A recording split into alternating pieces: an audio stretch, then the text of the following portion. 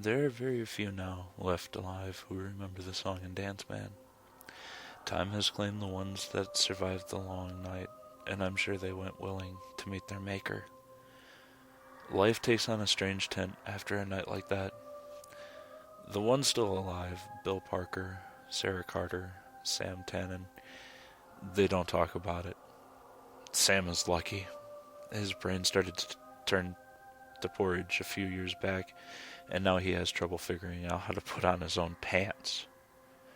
He got an early reprieve from his memories. He doesn't wake up at night after night, the music still playing in his ears, tears still drying on his cheeks.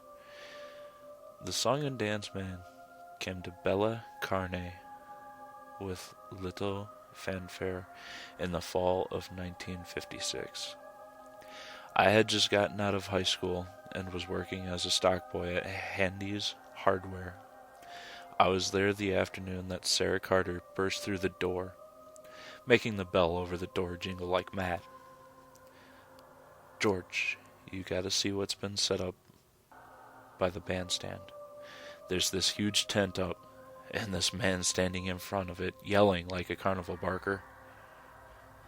Sarah was out of breath and obviously had to run from the park and all the way down Main Street. Her hair was whipsawed every which way, and one strand stuck to the end of her nose. She gave a quick puff and blew it out of the way and waited for me to react. With Sarah, I was always 2 steps behind and running to catch up.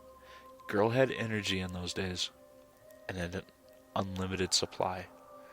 I stopped rearranging the nails and said, "There wasn't anything up there when I walked by this morning. When did it go up?" She shrugged her shoulders, a quick rise and drop. "Don't know, but it's up. You gotta see this guy. He's all dressed up, head to toe, and he can talk. Boy, can he talk." I thought about it and checked the clock. It was nearly about 5, and time for me to quit anyway. "All right, let's go check it out then." Sarah grinned from ear to ear and was gone. I didn't doubt she was telling everyone in the gang, the ones that were still in town anyway. Most of us scattered to the four winds after graduation. Only a handful of us remained in town, and only a handful of us were on hand to witness the dance. I walked down to the bandstand by myself, not bothering to wait for the others. Most likely Sarah was already there waiting for us. I met up with Bill as I passed the drugstore, where he worked as a soda jerk. "What the hell is Sarah talking about, George?" She blew in here and then blew out again before I could ask her anything. Bill was a big guy, tallest and heaviest guy in our class, and I just about cracked up the first time I saw him wearing that little pecked paper cap McCleary makes his soda jerks wear. Bill doesn't really like to be laughed at, though, and after the knot under my eye went down, I made sure not to laugh at him anymore. He's a good guy aside from the temper. He was the best guy on the high school basketball team, too, though he's one of the few guys who got kicked out of a game. Threw another player halfway down the court, and they were on the same team, too. Bill said the other guy elbowed him in the gut. It had to have been an accident. No one would have done it on purpose. We both walked down the street, Bill smoking a cigarette, a habit that caught up to him in 1995 when they removed his right lung. At the end of the main street, we crossed Bucknan and entered the park. Normally at that point we would have been able to see the bandstand perched on a hill near the center of the park. During the summer, there'd be concerts, performances by the school, marching band, a church choir singing some hymns, that kind of thing. Once a couple of kids from the high school had put together a pretty good rockabilly group, but somehow the park committee passed an ordinance that banned rock and roll in the park. Small towns, you know.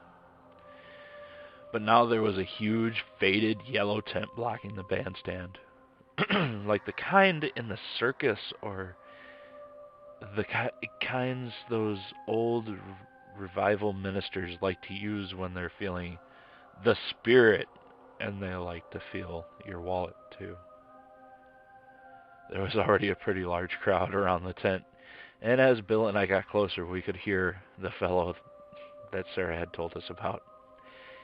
He did sound like a carnival barker, all right. Bill and I walked faster down the path that led to the tent. We pushed our way through the crowd up toward the tent and where we thought the man was. Come on, everybody, it's getting close, getting close. We're going to have ourselves a heck of a time tonight. Yes, indeed, a heck of a time. We'll be singing, we'll be dancing, I promise that, and the song and dance man always keeps his promises. We still couldn't see him. Still too many people were blocking the way. It looked like the whole town had showed up to see the song and dance man. Bill tugged on my sleeve and pointed. I followed his finger and got bug-eyed. It was Reverend Harper, the Baptist minister. I've lived a long good time, but I ain't ever seen a man that could thump a Bible harder than he. Harper preached against the evils of sin of drinking, sin in smoking reefer, sin in smoking tobacco, sin in lying, and most of all, sin in dancing. And here he was lining up to get inside that tent too, 'cause he certainly wasn't preaching. We waved at him, Bill waving with the hand that held the cigarette, and the old Baptist turned red as Red Sea, and turned and walked away. Bill and I grinned at each other and kept on walking toward the front and toward the song and dance man. Finally we broke through the crowd, and there he was. He stood on an old crate, splintered and looking like it was on the verge of collapsing under his feet. On the grass beside him lay a black fiddle case with gold trim along its edges.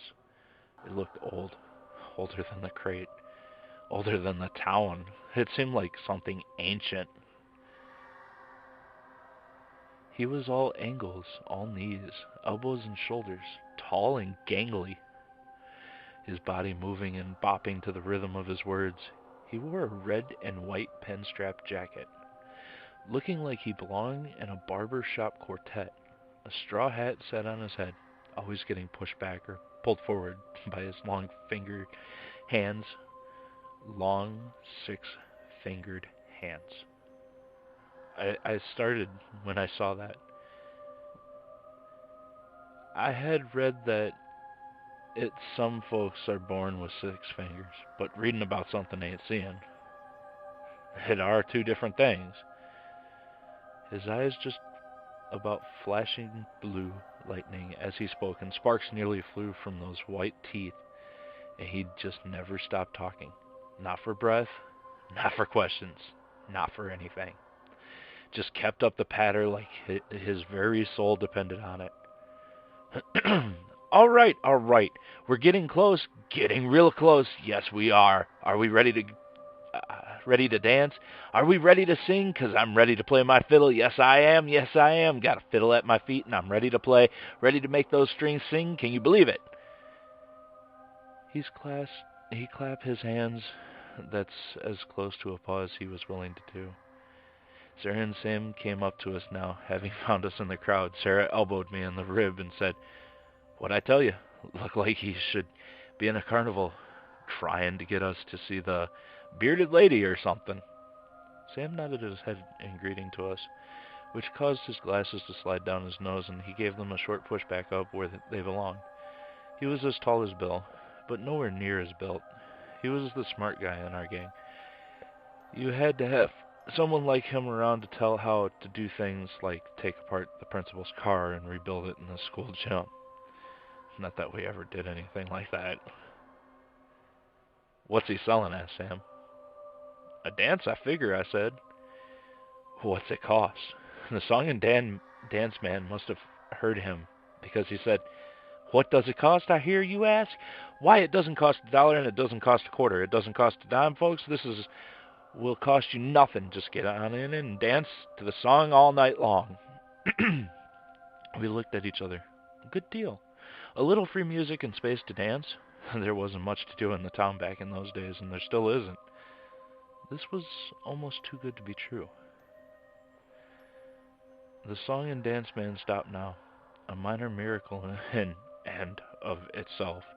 He dug deep into his pocket, pulled out a gold watch and checked the time. And then he grinned a grin that must have shown every one of his teeth. He repocketed the watch and said, "Folks, it's time to dance, so come on in. Come on in, everyone, because it's time for the dance to begin."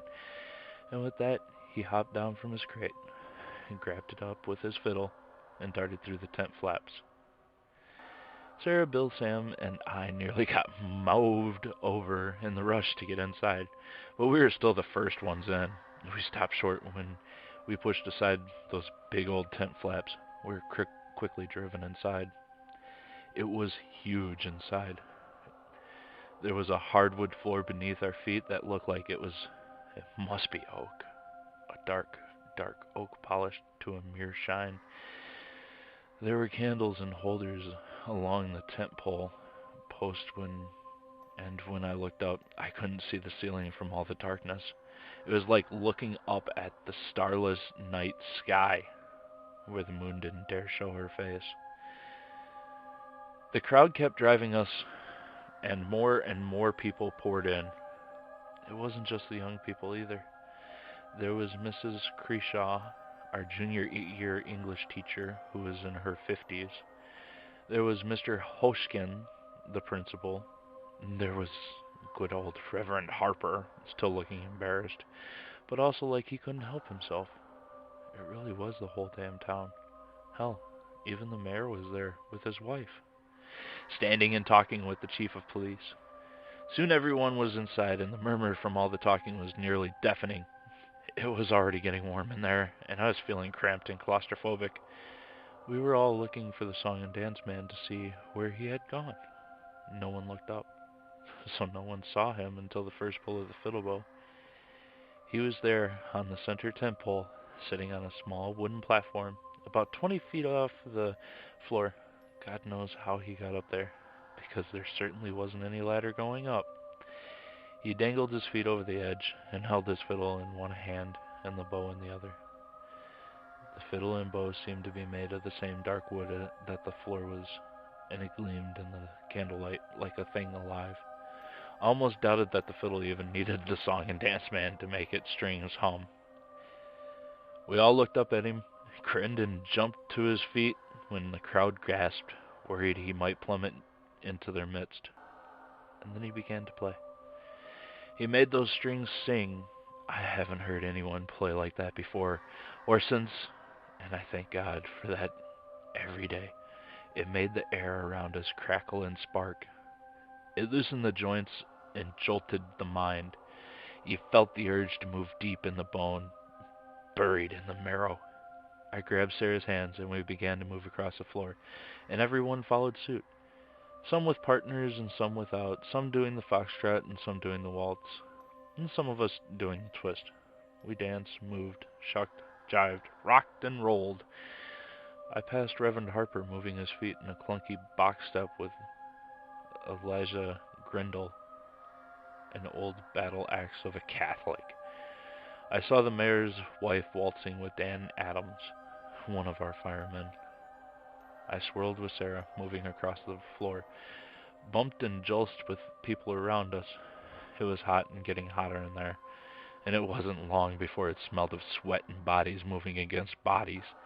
I felt dizzy, but we kept dancing together, kept dancing and not stopping. It was a while before I realized that the song and dance man was singing too, but in a language I didn't understand. He lorded over us, standing on the platform, making his fiddle sing and singing. His bow rose and fell, slid back and forth, side to side. He played like he talked. No breaks, no pause, just a manic deluge of tunes, while his tongue curled around words that had no business being said in this world. I gave my head a shake as I spun with Sarah, and I realized my legs were tired. My feet ached, and my lower back was beginning to throb. I checked my watch and realized we had been dancing for a solid hour. I shook my head again, trying to shake off the dozy feeling that was clouding my thinking. "Sarah," I cleared my throat. I had only spoken in a whisper. My tongue felt thick and funny. I tried again. "Sarah," louder this time. But she didn't respond, and we kept dancing. I shook her, but she didn't respond. I kept shaking her until I realized I was doing it in time with the music. So I just tried to stop. And I couldn't. I couldn't stop. Underneath the fog, I began to feel frightened. I began to see the faces of the other people now. I saw their terror. Reverend Harper's face had grown redder than it had before.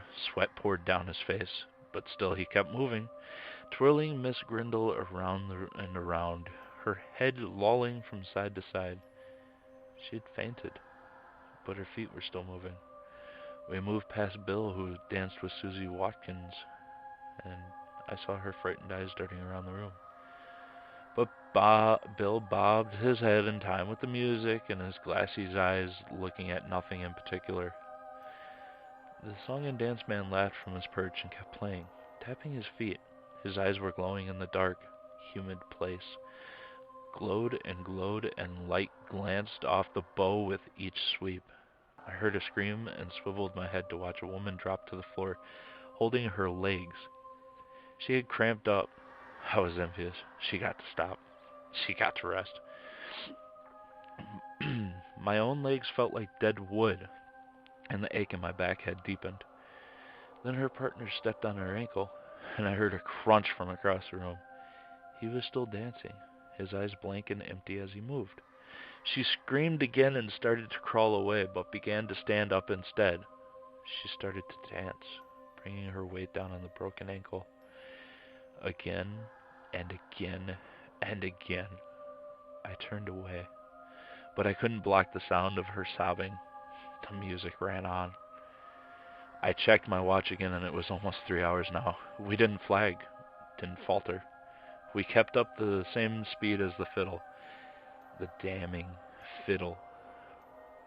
Wrapping our feet against the floor, never mind the blisters that burst, never mind broken toes or broken ankles, never mind the deep pain buried in the spine that refused to go, never mind old hearts and bad knees. We kept at the frantic pace as one mass, a bobbing, thumping, jumping creature with one mind. Reverend Harper died at one point. I watched it happen. He was holding up the still fainted Miss Grindle, whose feet still moved with the music.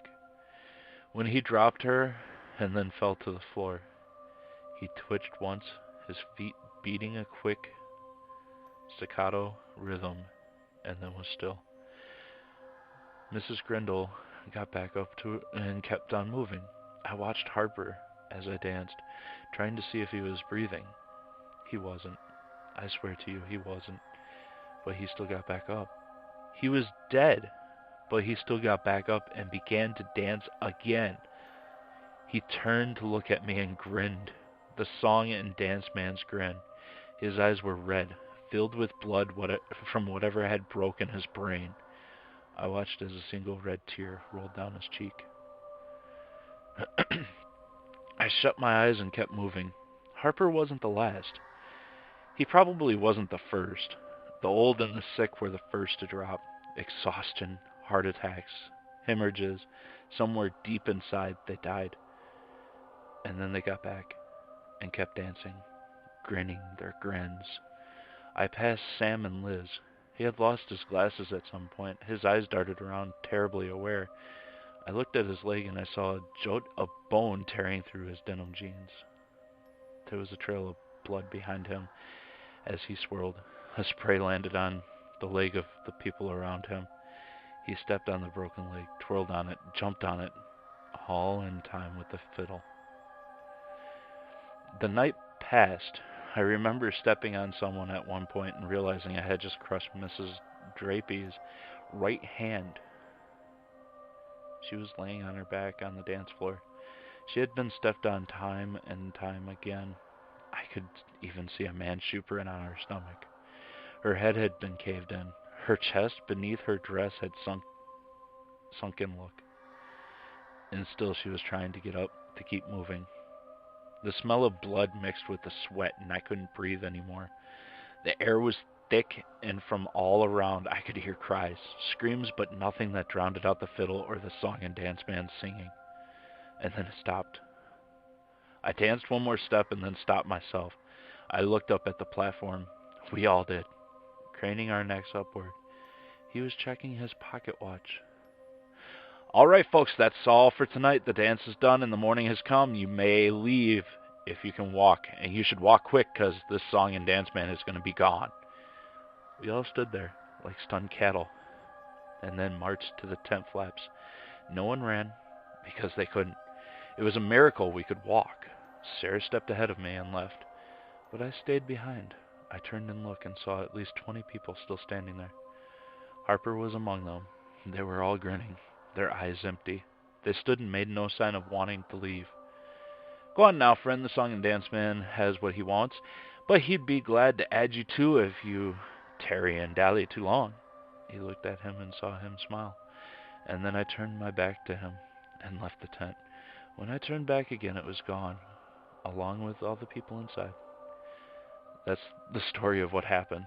The others won't tell it or pretend it never happened. Never mind the 21 people that vanished the night, the mayor's wife included. They'd rather not think about it. Sarah and I took Sam to the hospital, over in the next county, far from the folks that knew what had happened, where they had to remove his leg. Sam was quiet before, and was quieter still after, pulling odd jobs that a one-legged man could do. Doesn't move around much nowadays. Just sits on his porch, a cane across his lap and massaging the stump with his hand. Says it bothers him on cold nights, and warm nights, and wet nights and dry nights. Bill left and joined the army, stayed in long enough to fight in Vietnam, and won a bunch of medals. Come back and settled down to drink and drink hard. And if you want to find him, you can find him in Eddie's Dixon's bar. No matter how drunk he gets, though, he doesn't talk about that night. None of us saw much of Sarah after. She came through the best, but that's how she always was. She left and went to college, but like Bill, she got pulled back to Belle Crane. She teaches over at the high school now, teaching English to the juniors. And I stayed here, plugging away at the hardware store. I ran it for a while, but now I don't do much of anything. Just sitting around with Sam on his porch, talking about things sometimes, though not often.